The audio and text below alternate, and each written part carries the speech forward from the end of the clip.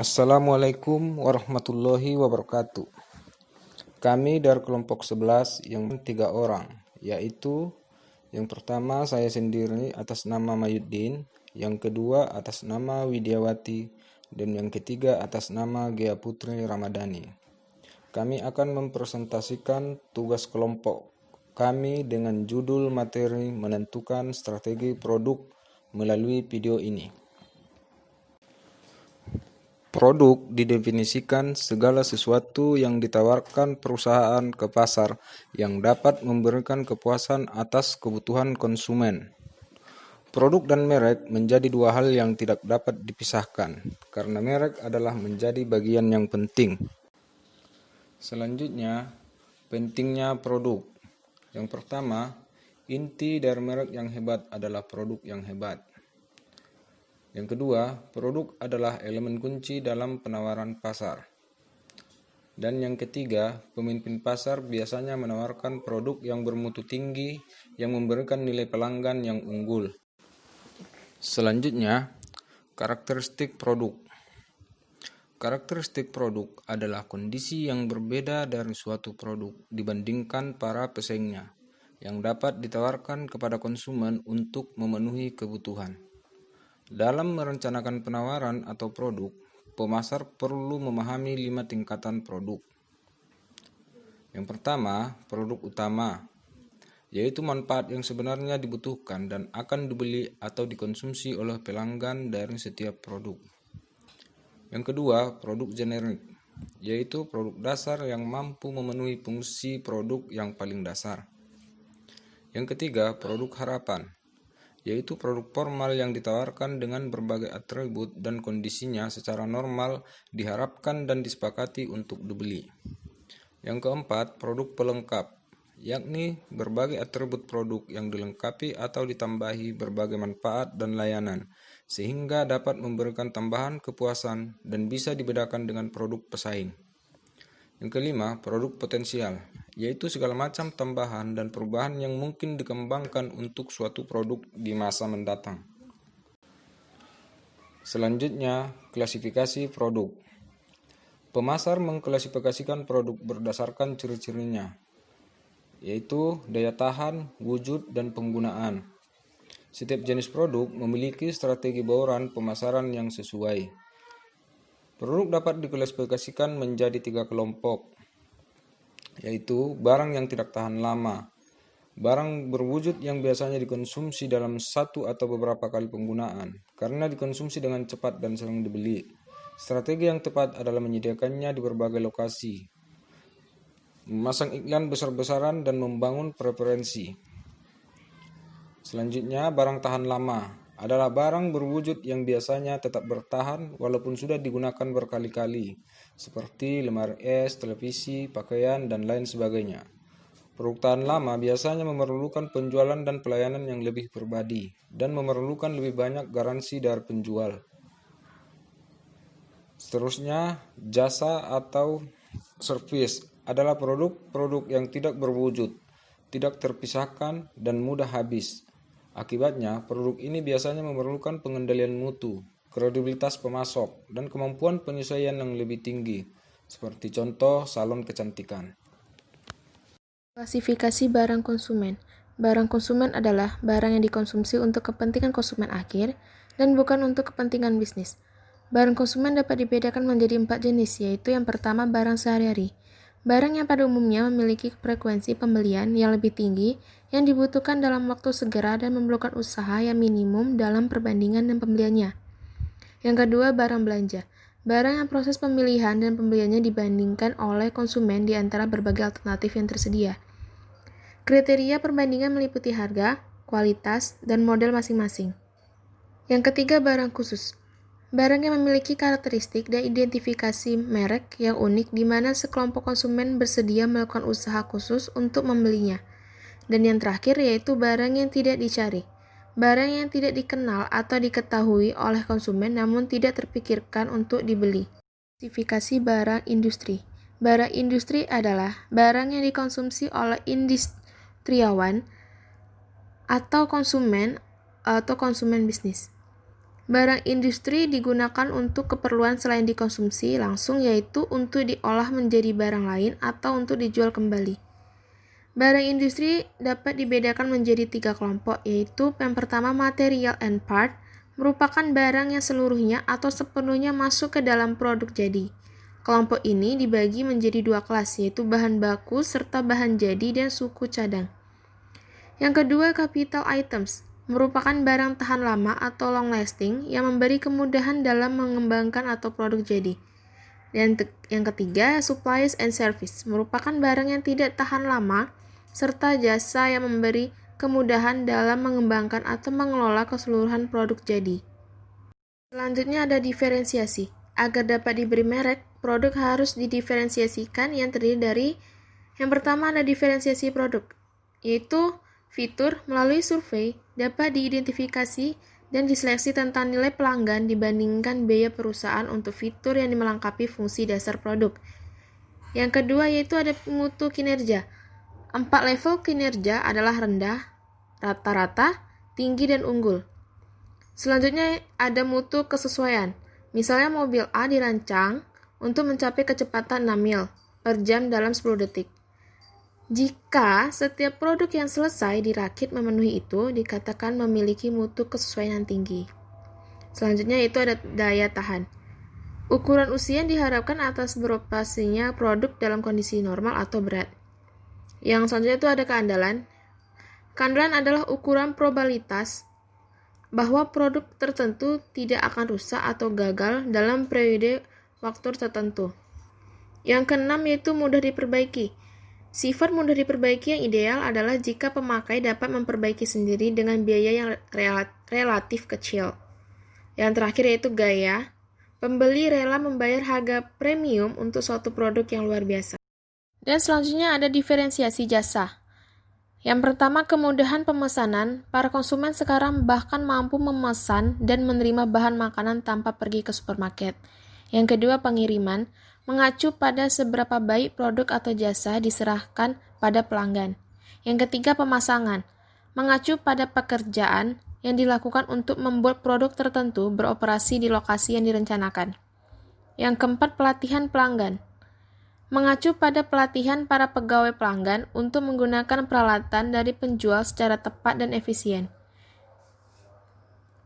Yang kelima, konsultasi pelanggan. Mengacu pada pelayanan data, sistem informasi, dan saran yang diberikan penjual kepada pembeli. Dan yang terakhir, pemeliharaan dan perbaikan. Merupakan program pelayanan perusahaan untuk membantu pelanggan menjaga produk yang mereka beli senantiasa dalam kondisi kerja yang baik. Dengan produk dan merek, hierarki produk merupakan kebutuhan-kebutuhan dasar hingga barang-barang khusus yang memuaskan kebutuhan tersebut. Ada 6 tingkat hierarki produk, yaitu yang pertama keluarga kebutuhan. Kebutuhan ini mendasari keberadaan suatu kelompok produk, yaitu seperti keamanan. Yang kedua keluarga produk. Semua kelas produk yang dapat memenuhi kebutuhan inti dengan lumayan efektif, seperti tabungan. Yang ketiga kelas produk. Sekelompok produk dalam keluarga produk yang diakui mempunyai ikatan fungsional tertentu, seperti instrumen keuangan. Yang keempat lini produk.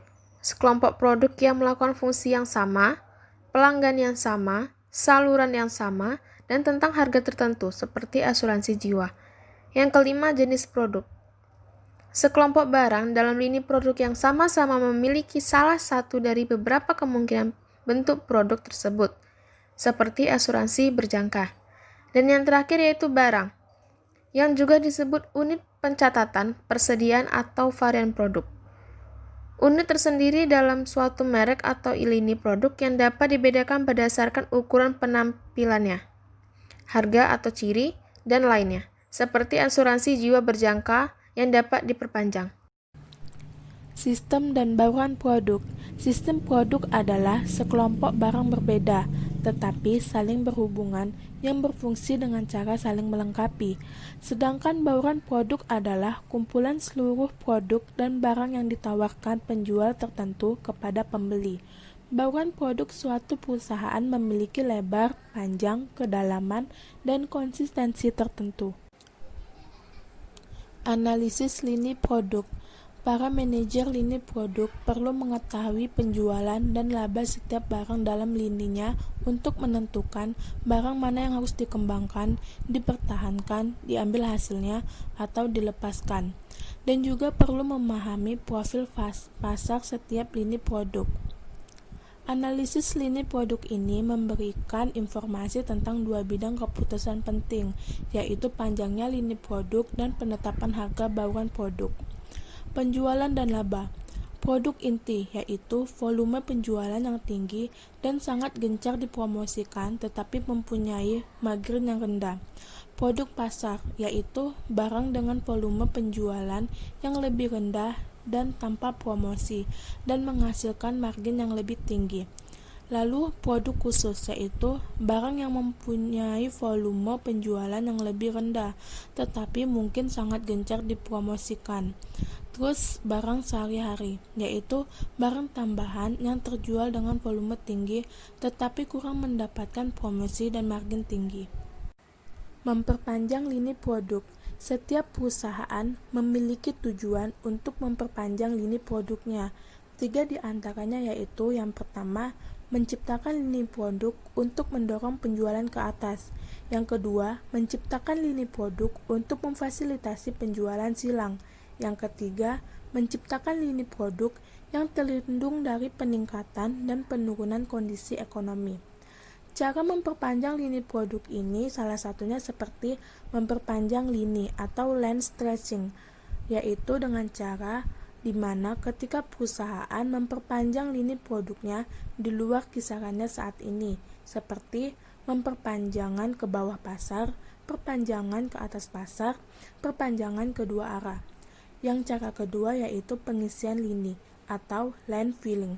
Cara ini yaitu dengan menambahkan lebih banyak barang dalam kisaran saat ini.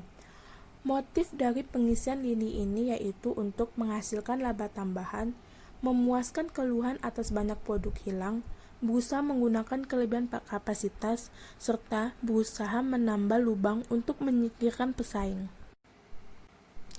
Co-branding atau collaboration branding merupakan suatu bentuk kerjasama antara dua brand atau lebih untuk bersama-sama menggunakan kekuatan dari setiap brand dalam upaya meningkatkan kinerja dan mencapai tujuan dari setiap brand secara simultan.